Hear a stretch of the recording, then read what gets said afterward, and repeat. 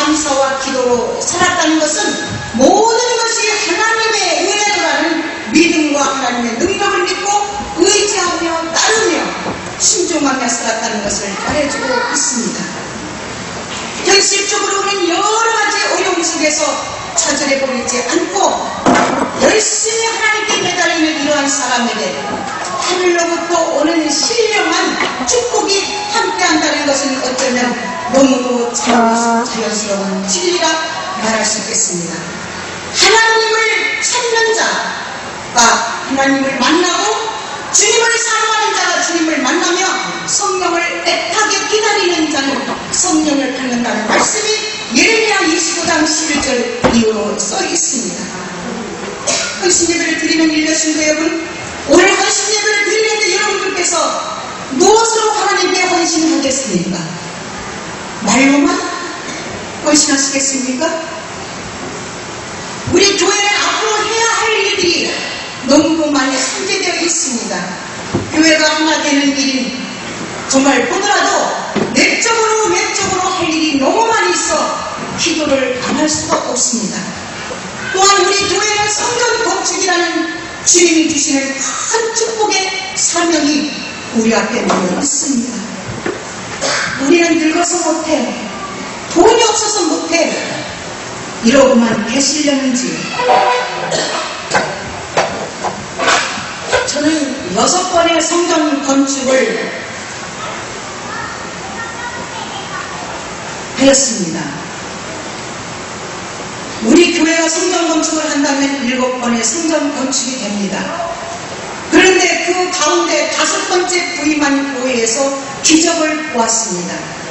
교인 중에 70세 이상의 할머니 할아버지가 3분의 2 되는 교회인데 어떻게 성전 건축을 할 수 있을까 하고 저로서도 막막해 보였습니다. 여러분, 놀라지 마십시오. 그 권사님 집사님들을 통해서 건축 헌금을 하는데 현금으로 12억이 남았다는 사실, 여러분 놀라지도 않아요? 네? 안 놀래요? 저는 여러분들이 그럴 줄 알았는데 조금도 반응이 없으시네요. 7, 80세 되는 할머니, 할아버지, 거기는 멋진 게 별로 없습니다. 그런데 그분들이 헌금이 예산도 아니고 현금으로 계속 나오는데 12억이 나왔습니다. 지금 이 시간에 놀라셔야죠. 지금도 안 놀라셔요? 아, 우리 교회는 몇십억 나올 것 같으네요, 그러면. 네, 저는 놀랐습니다. 근데 그분들이 군산에서 잘 사는 그 마을의 교회도 아닙니다. 굉장히 빈약하고, 우리 조병천 주모님은 제가 9년 동안 신무했던 교회에서 신무하다가 왔기 때문에 너무나도 잘 알겠지만 주안동이라는 보잘것없는 가난한 마을에서 신방을 가보면 그분들이 식사하시는 모습을 보면 제가 부끄럽기 한이 없습니다. 할머니 할아버지들이 김치 몇 가닥 넣고 시래기 된장국 넣고 그리고 나서 식사를 하시는 모습을 볼 때 마음이 참 아팠었습니다. 교회에 오실 때마다 속옷을, 이 할머니 할아버지들은 다 속옷을 흘리고 교회에 오시면 속옷을 쪼개서 헌금을 매주 꺼내시더라고요.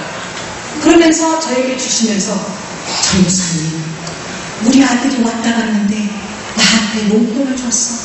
한 주마다 왔다 가면 그 용돈을 다 이 속주머니에서 또 고랭이 속에서 끄집어내서 저에게 이름 좀 써달라고 하나님 앞에 성전건축 헌금을 드리는 걸 볼 때에 제가 너무도 많이 울었습니다.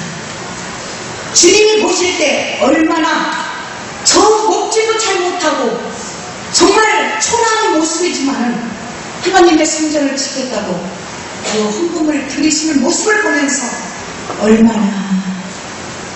얼마나 주님의 마음이 흐뭇하시며 기뻐하셔 눈물을 흘리실까. 저도 많이 울었습니다.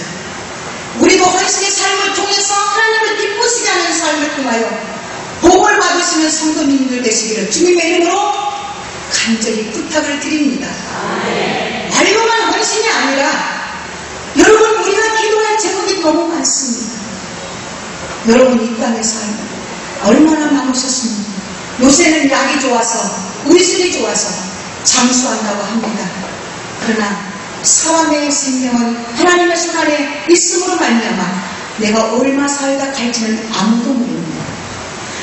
여러분, 기도할 제목, 우리 담임 목사님을 위해서 이 일을 이루시기 위해서 얼마나 어렵고 힘든 고난의 길에 서서 정말 생명을 내걸고 말씀 전하시는 목사님을 위해서 기도를 다른 사람의 하기를 원하지 마시고 여러분들이 감당하시기를 바랍니다. 여러분들이 감당을 하셔야 돼요. 그리고 부역자들을 위해서 기도 많이 주시고 장로님께서 목사님과 동력자가 되어서 하나님의 이 주어진 모든 일들을 은혜스럽게 감당하기 위해서 여러분들이 기도가 넘쳐야 될 줄 믿습니다. 교회 환자, 시험든 자, 기도해야 할 남편과 자녀들, 여러분, 내 아들이 공부 잘해서 인류 회사에 들어가서 잘 먹고 잘 살아, 그거 자랑할 거 하나도 없습니다. 그들에게 영원히 사랑하는 하나님의 놀라운 하나님께 감사하며 봉사하며 충성하며 믿음이 없다면 여러분들 가슴을 치며 슬퍼하시기를 간절히 부탁을 드립니다. 이 땅에서 잠깐 왔다가 나중에 이겨서 먹고 마시는 것, 잘 먹고 잘 사는 것으로 만족을 하신다면 여러분들 하나님 앞에 가서 뭐라고 말씀하시겠습니까? 여러분, 자녀를 위해서 울으시라고 누가 말씀하셨습니까? 예수님께서 여러분들에게 말씀하셨습니다. 나를 위하여 울지 말고 내 자녀들을 위해서. 오늘 자녀들이 교회에 나오지 않고, 사랑하는 남편들이 교회에 나오지 않고 나 혼자서 나와서 아멘 할렐루야 감사하라고 하는 그것도 좋은 믿음이지만은 여러분 속히 기도하셔서 가슴을 치며 기도하셔서 하나님의 구원 역사를 이루는, 그래서 가문이 다 구원받는 축복된 삶을 사시기를 간절히 부탁을 드립니다. 네. 제가 여러분들한테 꼭 일려신도한테, 아니면 다른 분들한테 일려신도도 해당될 것입니다. 그러나 일려신도한테 특별히 이 시간 호신회를 통해서 부탁드리고 싶은 것이 있습니다. 저는 항상 그 얘기가 뭐냐면, 여러분 살아서 유언 좀 하십시오. 내가 곧 죽간지 살아서 유언해? 여러분 돌아가실 때 저는 몽롱해서 유언이 잘 안 돼요. 내가 이 땅에 저 땅에 땅이 있고 돈이 있고 그것이 아니라 내가 살아있는 동안에 어머니 엄마의 소원이니 내가 예수를 나와서 같이 성전에 가서 예배드렸으면 참 좋겠다. 나는 너한테 유언한다. 내 소원이다. 나 살아있을 때 네가 효도하면 다른 걸로 하지 말고 교회 나가는 것으로 효도를 해달라. 여러분 그렇게 하시기 바랍니다. 서울에서 전화 오면 야 요새 건강하냐? 회사 잘 다니냐? 그것만 하지 마세요. 너 요즘 신앙생활 믿음의 생활을 잘하고 있느냐? 언제나 그것을 하시기 바랍니다. 그 아들이 성령께서 역사하시면 그 마음에 우리 어머니가 나한테 언제나 전화하실 때마다 신앙생활 잘하라고 하는데 하나님이 역사하십니다. 아멘? 유언 좀 하세요. 제가 어느 교회에 있을 때 집사님 댁에 그 50도 보상을 받아서 굉장히 재산이 몇십억입니다. 근데 그 아들이 예수를 안 믿어요. 안 믿어.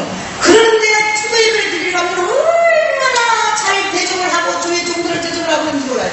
그 너무너무 안타까운 게 있어요. 그래서 제가 그 집사님한테 말씀을 드립니다. 집사님, 아들 보고 뭐라고 말씀하세요? 다른 거 하지 말고 나 살아서 교회 가는 거 너무 소원이다. 그 말만 좀 매일같이 좀 하세요. 그렇게 하면 될까요? 하나님이 책임지십니다. 예, 그렇게 부탁을 시방할 때마다 부탁을 드렸더니 그 집사님이 어느 날 용기 있게 아들한테 손을 잡고 아들아 내가 살아있는 동안에 내가 내 손 잡고 교회를 갔으면 내가 그것이 가장 소원이다 이렇게 아들한테 말을 했더니 한 번에 두 번에 세 번에 했더니 요즘 그 아들이 어머니 죄송합니다 용서하세요 하고 그때 어머니 소원을 들어드리겠다고 나와서 지금 분산 세강교에서 집사가 되어서 얼마나 봉사를 열심히 하는지 모릅니다. 예. 여러분 제가 뭘 하라고요? 네? 제가 뭐라고 말할 수 있어요? 뭘 하시라고? 살아서 유언하라. 돌아가실 때 하지 마세요. 살아서 하세요. 예.